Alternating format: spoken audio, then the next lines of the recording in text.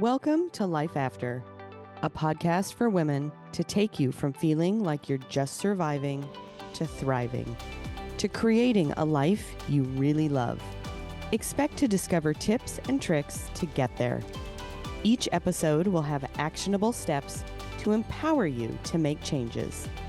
I started this podcast because I've been through it all, from getting out of a marriage with a narcissist to completely rebuilding my life. And now I'm on a mission to help you too. You can change your life.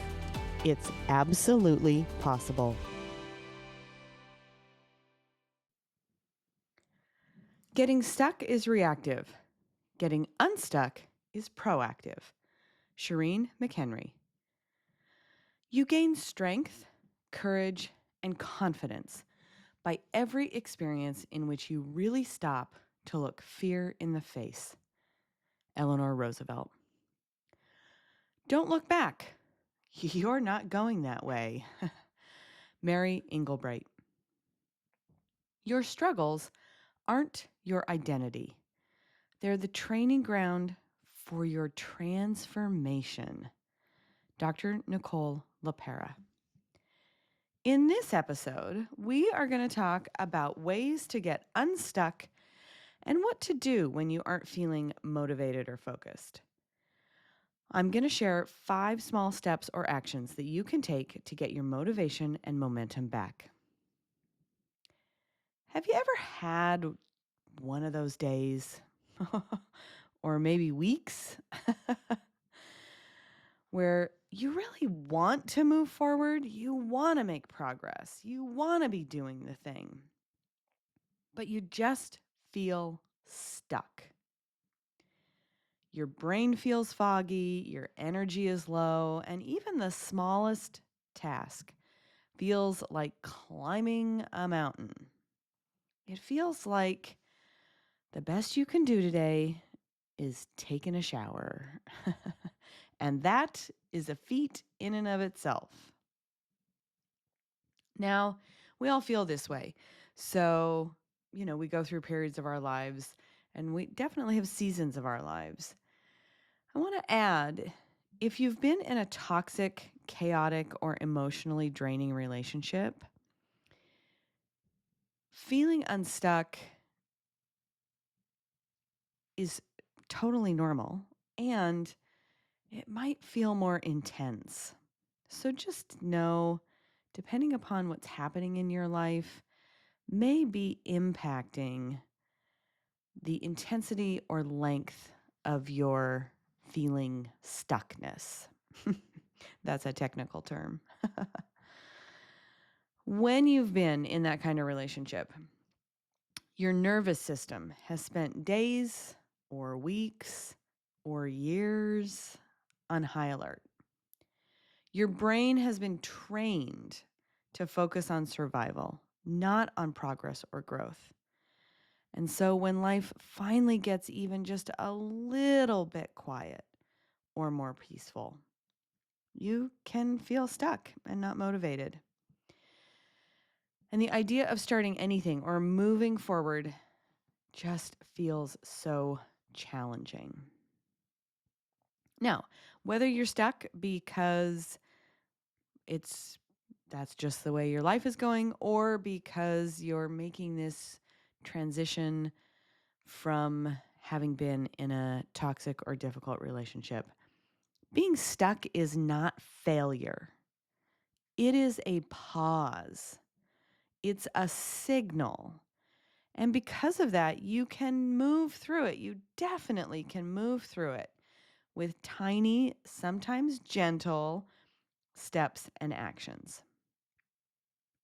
The first thing that we can do is to lower our internal bar. And that, of course, means quieting our inner critic.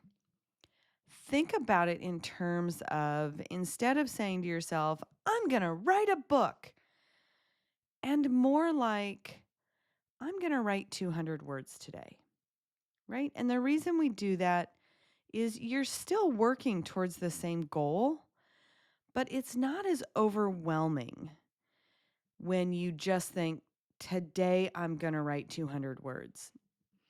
And that can quiet our inner critic. And it makes it so that you can take that next action. You can get started or restarted, as the case may be. Or even you can pick up projects that you'd left incomplete, right? So lowering that expectation for ourselves, yes, it's still going to be a book at the end. But when you lower that internal expectation, which we're often so hard on ourselves, it makes it less overwhelming and more possible to just take the next step, take the next step, take the next step. In this example, of course, that means writing 200 words every day. Now, people sometimes get stuck because they think they need to take a giant leap in order to get anything accomplished. I'm going to write a book. I'm going to write a book today. Nah, that generally isn't how it works. Generally, it's that consistent action every day that's much easier to manage than trying to do something or stay focused on something for hours and hours on end, right? I'm going to write a book today. So I'm going to sit down and I'm going to write for 10 hours, even though I haven't written any other time in the last 6 months, right? It makes more sense for our brains to say, I'm going to write 200 words today. And what that means is that momentum and motivation come from our micro movements. I'm going to spend 15 minutes. I'm going to do it a little bit. Here's some examples you can think about. You finish one part of the project instead of expecting to sit down, like with the writing a book example, and spending hours and hours and hours to get it all done at once. Now, some of these examples, like this one, are all about self-care. Pardon me. We drink one glass of water, and when it's empty, we fill the cup and drink another. Right? We declutter a corner. We don't declutter the whole house or even an entire room at a time. We start with the corner of our desk. We take a walk for 5 or 8 minutes.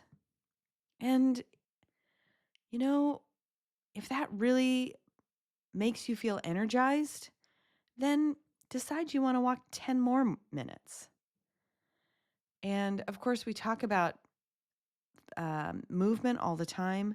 The beauty of walking, being outside, you end up really often wanting to do more. In fact, in many of these cases, you make a little bit of progress and that increases your motivation and momentum, and you want to do more.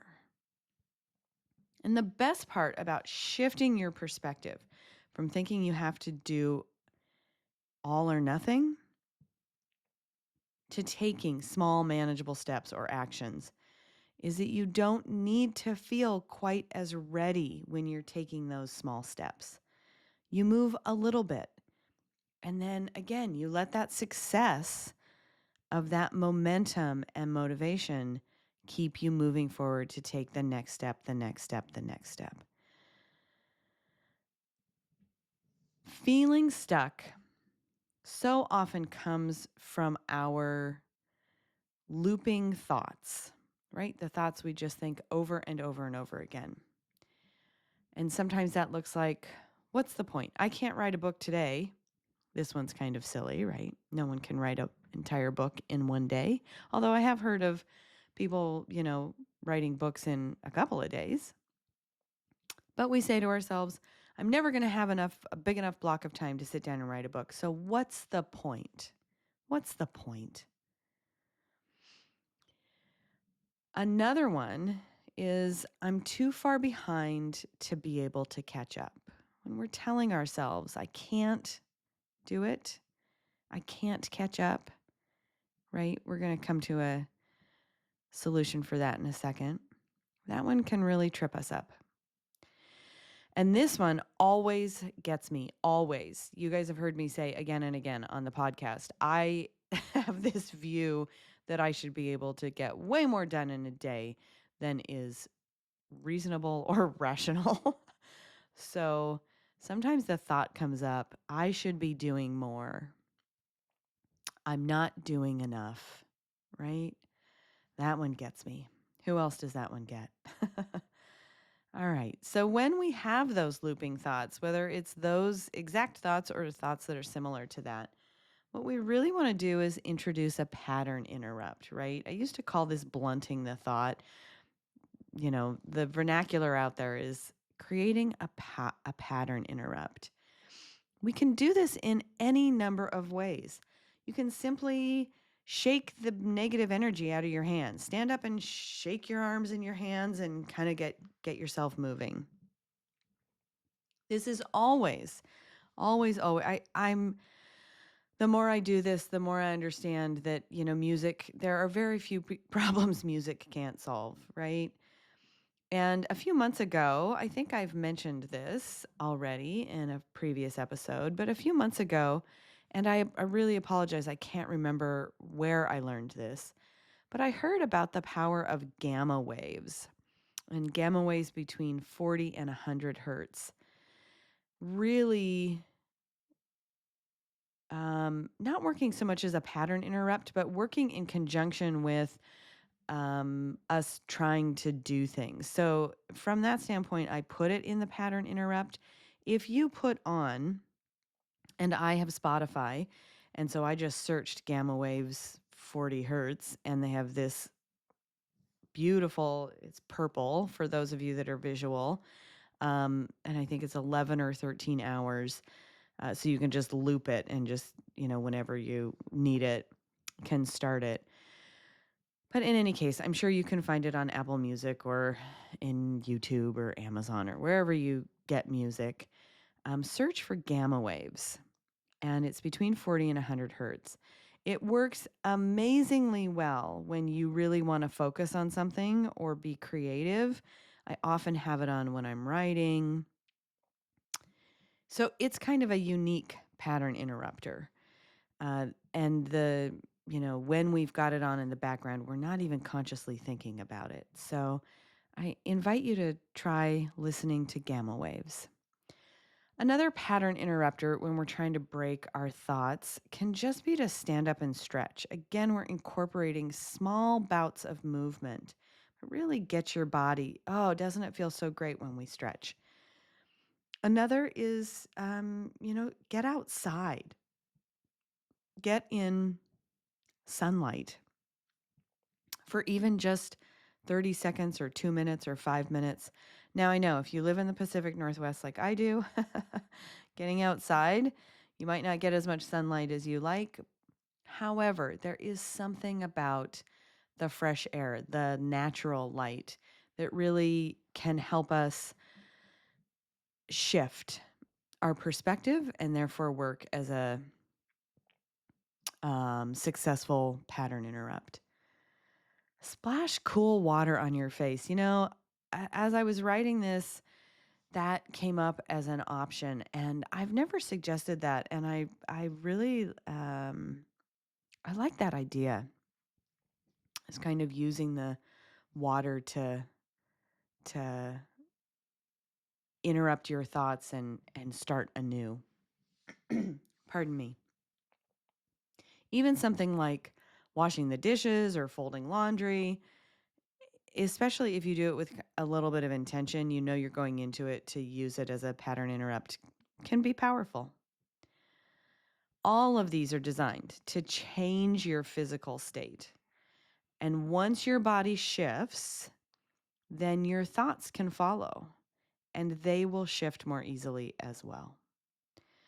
This can help you start something or get you back on track. So if you're struggling, you can use that pattern interrupt, get up, move around, change your scenery, do all that. And then it helps as a good transition point to come back and start that thing that you want to start. it obviously can work, based upon this in multiple different ways. Another way to get unstuck is to think about, who do you want to become? I know this suggestion might feel super woo-woo-y. For some of you, I know you don't love that. It works though. When I really started to realize that I didn't want to be living the life the way that I was, I found it so incredibly helpful to think about what future me looked like. What did my future look like when the divorce was over and the divorce debt was paid? And so part of me visualizing future me was someone who wasn't buried in divorce debt. For those of you who are new, my divorce took almost a decade and cost me hundreds of thousands of dollars in attorney's fees and other fees costs. So, spending time thinking about that future me and what I looked like, in addition to being happy and feeling peace and calm, and the kids being healthy, and having my own space and freedom. A part of that was, what does my life look like when I'm not buried in divorce debt? So you can, as usual, when you visualize, making it as clear and really leaning into it. This is part of the woo-woo-y part. Really, really, really, really, really helps. And in one way, there's been some science, and this is kind of off the cuff, so I can't reference the science off the top of my head, but there's been some science out there that when you visualize, it actually creates memories in our brain. And so then your brain remembers and can really attach itself to that thing that you're driving towards, that you're working towards. Now, once you have an idea of who you want to become, and in addition to the visualizing, you can also use affirmation or mantras like, I am someone that earned a college degree, or I am someone who follows my purpose, or I am someone that makes a lot of money or is no longer in debt, or I am someone that lives my values and beliefs fully. Let me go back to the debt one. If you're going to do that one, instead of, we always want them to be positively focused. So I am someone who has paid all my debt, for example. It can be whatever speaks to you. And the more alignment you feel about what you want your life to be, to look like, to become, the easier becoming that person is. So I invite you to take a few minutes every day, if possible, to visualize the version of yourself that you're becoming. And when you go through that visualization, you can always set an anchor for yourself, which is something in that visualization that feels so, that you feel so strongly or deeply, something that really stands out to you. It can be a color, an item, and you can bring yourself, if you create an anchor for yourself in that way, you can bring yourself back to that vision very quickly, in just a couple of seconds, again and again and again, which makes practicing it, seeing it every day, really actually quite straightforward and possible. If you're not quite sure who you want to be, remember, we're always talking about knowing what you want, and that's part of this equation, and really the foundation as a starting point for many things, this one as well, to develop that new version of yourself. So If you're not quite sure, you can ask yourself a few questions. One would be, what would future me do for 5 minutes today? This is that concept of if you want the shade of a tree, you had to plant it 50 years ago. And if you didn't do that, start today. So, what would future me do for 5 minutes today? That can really ground you into where you're going and help you get unstuck. Another question you can ask yourself is, what does my life look like when I am someone that, and fill in that blank, earns a college degree, or follows my purpose, or makes a lot of money, or lives my values and beliefs fully, right? Does future you journal or write? Or do they organize their life differently? Or they go walking every day or they reach out to potential clients? Or even does future you rest? When you tap in to who your future self is and you get a picture of them in your mind's eye, they always seem to have wisdom that they can impart that can help you identify your next best step, particularly when you're trying to get unstuck. Often, when we're stuck, our brain can only focus on bad things, the things that are going wrong in our lives. And that can be so frustrating to try getting out of that mental cycle. So, when we're trying to pattern interrupt our way out of the mental cycle, using evidence of our past successes can really help us move forward. And thankfully, it doesn't have to be in the same category of what you're currently working or focused on.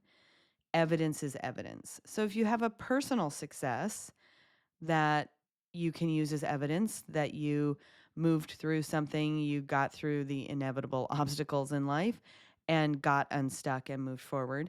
You can use personal evidence if you're working on something at work, a project at work, and vice versa. Frankly, for me personally, after years and years and years of being in survival mode, which for me meant being hyper effective and completely productive all the time, resting and taking breaks and are when I've done that are evidence that I use to get unstuck when I'm on the struggle bus. So it can be, reminders, pardon me, can be any kind of evidence that we've got. For one of the ones I use pretty consistently is I ran a marathon. I can do this, right? So it doesn't have to be in the same category. But along those lines of, the ones that I've been developing for myself, that are kinder and more loving and compassionate towards myself. Here are some of those examples. You could use the evidence. I went on a walk. I took a break. I called a friend. I said no. For those of you people pleasers out there, no is a complete sentence. I took a shower. Sometimes taking a shower, making your bed, those basic things are evidence that we can move forward. I focused on my finances. I paid bills. I looked at what was coming in or going out. I read something helpful, right? That's a great pattern interrupter. Have books about that are inspirational, kind of at the ready, whether you listen to them or read them. I did my gratitudes each day last week. So you can see a lot of the examples I gave were really general. You could make it specific. I did my gratitudes each day last week. I've been struggling to do them because when you're stuck, it's hard to find the gratitude and to be grateful sometimes. So the evidence can be and often are, small wins, right? The small wins count. Always, always, always. Now, something like the one that I use about the marathon, right? That one works in part because I did accomplish that thing. It also works because you think about how many small daily actions you need to take over weeks or months in order to accomplish that thing. So you get the small wins in the bigger win in that example. And evidence of the small wins can also show you how much progress you've made, as well as to show you that you can get unstuck. You're really progressing more than you think. And we sometimes lose that perspective. Something that seemed so hard at first that we kept practicing now is something we see we can do with ease. So that's the evidence that you can do it, right? When we go through learning curve, that second stage of learning curve, conscious incompetence, right? As we move through that stage, that becomes the evidence. And when we have that evidence, it reminds us that we can move through the challenges of learning curve when learning curve is applicable. And in general, encourage that process of getting unstuck. Use the evidence to encourage a process of getting unstuck. One of the most simple tactics or strategies we can use to get unstuck is to just do it. Thank you, Nike. Do something simple and doable. That's why so many of my examples in today's episode are so commonplace and straightforward. You can set a timer. I'm a big believer in setting a timer. And you can set it for 5 minutes or 8 minutes or 15 minutes. And whether it's that you're moving or getting outside or writing or resting or working, using transition time, take just a few minutes and commit to the practice of it. One of the reasons this is so beneficial is that it's both a pattern interrupter and it also helps us build better habits. Often we get into whatever we're doing within that 5 or 8 or 15 minutes, and then we're excited about or willing to do more. We're building that habit. So you sit down to write and you put on a timer for 5 or 8 or 15 minutes. And by the time that timer goes off, you turn it off and you keep going. And all of this builds our evidence. It shows we're making progress. And then we feel that accomplishment behind doing something. So that can move us through feeling stuck. I really want you to know that feeling stuck doesn't mean you're failing. It means you're human. We all go through times that we feel unmotivated and stuck. This is life. And in so many cases, especially when we've been living in survival mode, it means your brain and nervous system are recalibrating after everything you've been through. We need a reset sometimes in order to get back on track. We absolutely do. And getting back on track for whatever you want, whatever you're striving for in your life, it means taking tiny or small, consistent steps that create a new path forward, especially when you've got that vision of who you're becoming. I invite you to choose one thing, one of these strategies to focus on today. Just one. You don't have to do them all. And see where it takes you and how it shifts that feeling of being stuck. You have got this, truly. And you're not doing it alone. This podcast is a valuable resource for anyone seeking to make meaningful changes in their life. I'm here to support you on your unique journey, offering guidance and encouragement every step of the way. There will be new episodes on the second and fourth Wednesday every month. Please follow on your favorite podcast platform so you don't miss any episodes. Thank you so much for taking the time to listen to today's episode on ways to get unstuck. Remember, it's those consistent small steps and actions that will move mountains for you. One thought, one choice, one action at a time.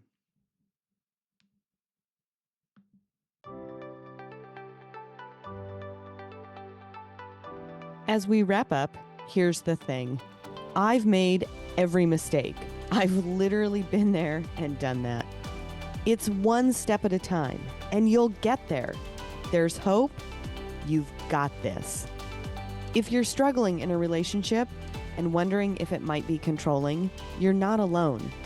Download my free PDF at locatecoaching.com/free gift to help you find clarity and confidence. I hope you have a fantastic day, and I'll see you soon.